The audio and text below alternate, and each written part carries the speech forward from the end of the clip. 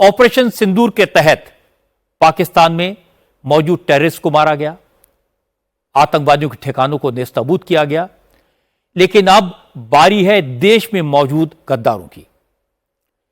देश में जो लोग पाकिस्तान के एजेंट्स के तौर पर काम कर रहे थे, पैसा लेकर हमारी आर्मी के मूवमेंट और फौजी ठिकानों की जानकारी पाकिस्तान को भेज रहे थे, ऐसे 11 गद्दारों को यूपी, पंजाब और हरियाणा से गिरफ्तार किया जा चुका है। इन लोगों से पूछताछ में कई चौंकाने वाले खुलासे हुए हैं। पता चला कि दिल्ली में पाकिस्तान का हाई कमीशन जासूसी नेटवर्क का सबसे बड़ा अड्डा है। पाकिस्तानी हाई कमीशन में तैनात अफसर वीजा लेने पहुंचे हिंदुस्तानी लोगों को जासूस के तौर पर रिक्रूट करते थे। किसी को मुफ्त में वीजा देकर, किसी को पैसे का लालच देकर सेना के ठिकानों की जानकारी इकट्ठा करने के काम में लगाते थे।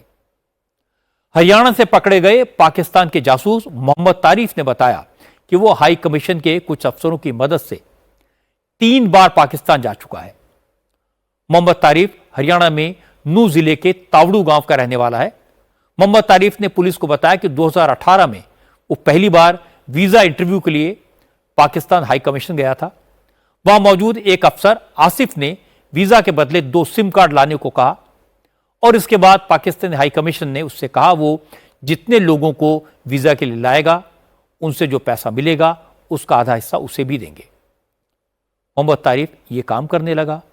उसके बाद पाकिस्तान हाई कमीशन के अफसर जाफर ने उससे कहा कि वीजा दिलवाने से उसे कुछ हजार रुपए मिलते हैं, लेकिन अगर इंडियन एयरफोर्स से जुड़ी सेंसिटिव इंफॉर्मेशन लाकर देगा तो उसे लाखों रुपए दिए जाएंगे। मोहम्मद तारिफ लाखों रुपए के चक्कर में फंस गया। आर्मी और एयरफोर्स के मूवमेंट और दूसरे ठिकानों की पिक्चर्स पाकिस्तान हाई कमीशन को सप्लाई करने लगा। मैं 2018 में पाकिस्तान एम्बेसी गया था अपने वीजा के लिए, तो वहाँ मेरा नंबर आया था काउंटर नंबर 1 पे। वहाँ था आसिफ बलोच, पाकिस्तान का अफसर जो है, उसने मेरा इंटरव्यू लिया।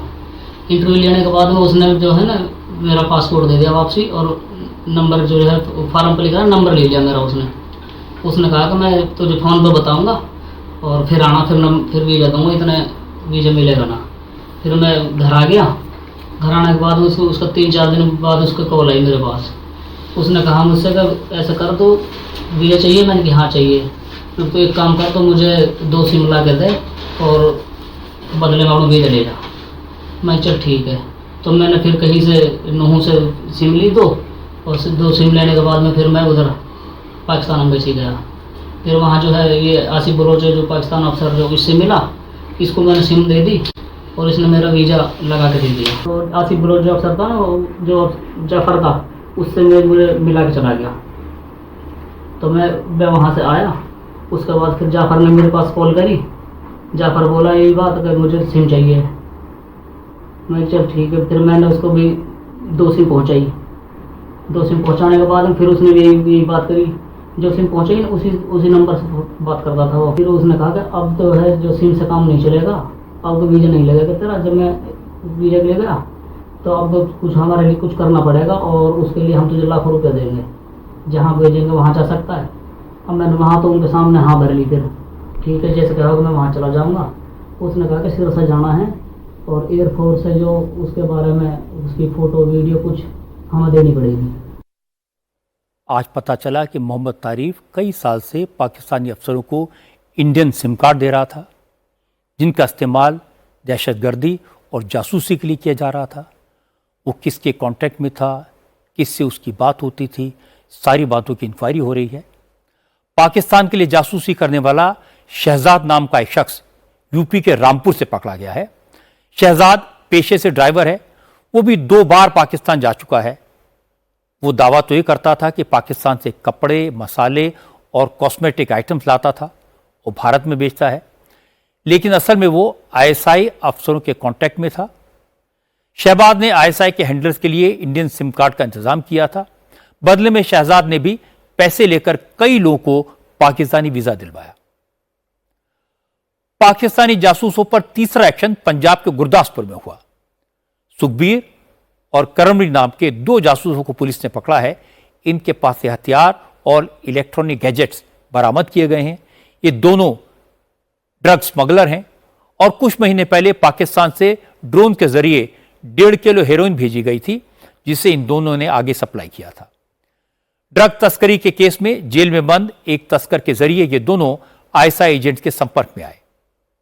पहलगाम में आतंकी हमले के बाद सुखबीर और करणबीर को आईएसआई ने पंजाब, हिमाचल प्रदेश, जम्मू कश्मीर में इंडियन आर्मी की मूवमेंट की जानकारी जुटाने का काम दिया। इन दोनों ने सेना की मूवमेंट की इंफॉर्मेशन पाकिस्तान को पहुंचाई। इनके पास से बरामद 3 मोबाइल फोन से ये कंफर्म हो चुका कि ये सीक्रेट डिटेल्स पाकिस्तान को भेज रहे थे।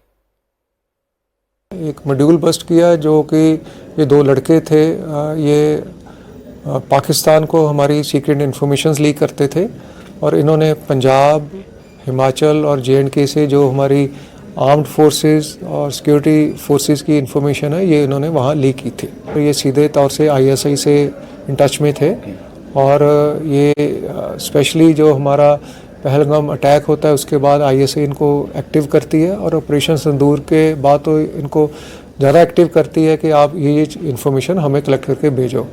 तकरीबन 1 लाख रुपया ट्रांजैक्शन भी इनको हुई है इस काम के बदले में। पिछले कुछ दिन में 11 पाकिस्तानी जासूस इन्फॉर्मर्स पकड़े जा चुके हैं। इनमें से ज़्यादातर लोग पाक एम्बेसी के कांटेक्ट में आने के बाद जासूसी करने लगे। इसके सबूत मिले हैं। जासूसी आरोप में अरेस्ट की गई यूट्यूबर ज्योति मल्होत्रा भी पाकिस्तान के अफसर दानिश के संपर्क में थी। दानिश के साथ उसकी कई तस्वीरें सामने आई हैं। पाक हाई कमीशन में होने वाली पार्टियों में उसे अक्सर बुलाया जाता था और इसके वीडियोज उसने खुद ही यूट्यूब पर पोस्ट किए थे।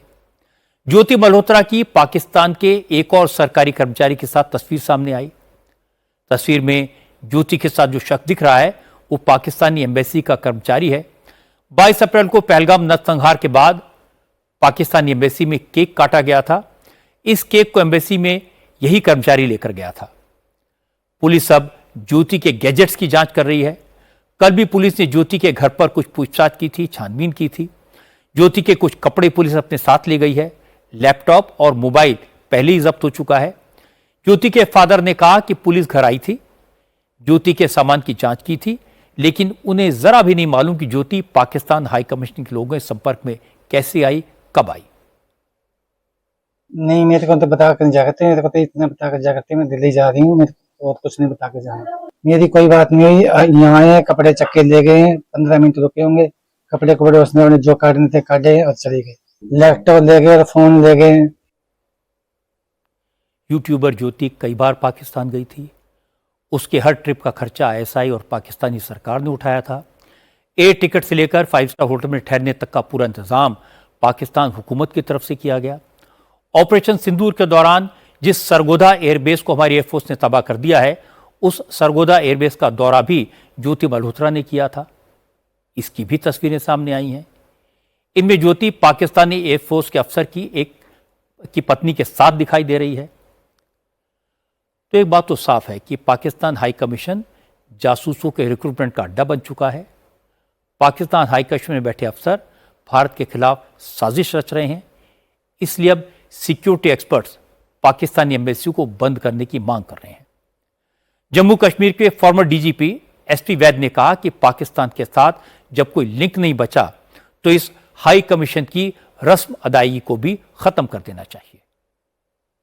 मेरा मानना है कि पाकिस्तान की जो हाई कमीशन है दिल्ली में उसको बंद कर देना चाहिए। वैसे भी पाकिस्तान से अब कोई लिंक तो है नहीं और वो हमेशा जो उनकी हाई कमीशन है वो डेन ऑफ एस्पॉयनेज है, वो यही काम करते हैं और वो यंग लड़के लड़कियों को देखते हैं किसको पैसे का लालच है, कौन सेक्सुअली एक्सप्लॉइट हो सकता है। ये आईएसआई की पुरानी चाल है। ये सिर्फ यहाँ नहीं, वो अपने लोगों के साथ भी पाकिस्तान में यही करते हैं। मैं पाकिस्तान टीवी के वीडियोस भी काफी देखता रहता हूँ उनके सोशल मीडिया में। तो जो भी वहाँ